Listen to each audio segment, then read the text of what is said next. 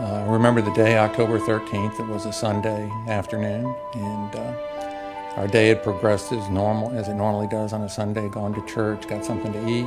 I had gone up to the Y like I usually do Sunday afternoon and did a class, and gone to the grocery store and drove home. I was feeling fine, no problems. And we were going to meet some friends for dinner up at Tampa Palms. Chris, my husband, was outside, and I was walking back towards the bedroom, and I just could feel in my head something had happened. I heard her call for me from the bedroom, and the way she called my name was unusual, so I knew something was up. And I could feel something had happened in my brain, and I could feel it down the back, like something was leaking. Mrs. Young initially came to Florida Hospital Tampa through the emergency room, complaining of headaches, where she had an initial head CT after the ER physicians had seen her, demonstrating blood inside her brain or an intracranial hemorrhage.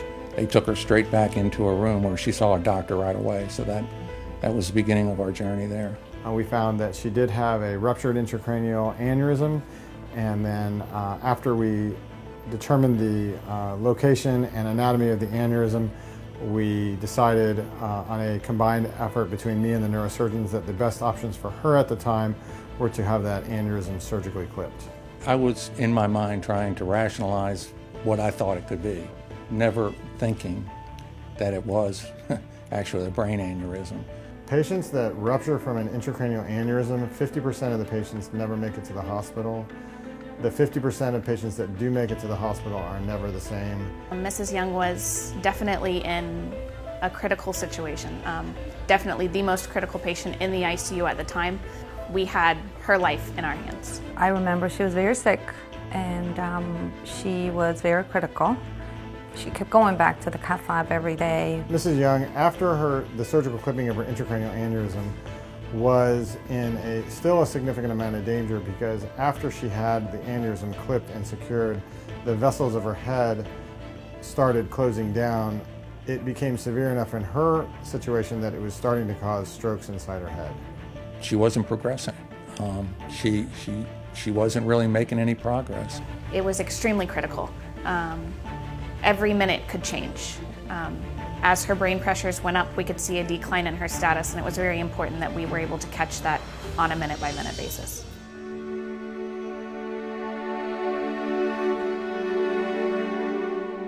Dr. Ritter and Dr. Olivero said, one more surgery, I think we'll be able to get her moving in the right direction. So the decision we made was, rather than wait and see if the fluid dissipated on its own, was to go ahead and quicken the process. And so they implanted a shunt, a drain, and it was, without a doubt, the right decision. We were able to tell Mr. Young that he didn't have to sign the consent for today, that we weren't going to have to go for an angiogram today, that she's actually improving. 2 days later, I mean, she was sitting up in bed, awake, and then, to get to hug her for the first time. Pretty miraculous. This is an excellent team approach to the entire hospital system. In fact, hospital systems that do not work together and are not a combined team cannot handle these type of patients. Mrs. Young was very fortunate. She was by a hospital system that is as equipped as Florida Hospital Tampa. I would just say they gave me my wife back. And the miracle that Mary Kay is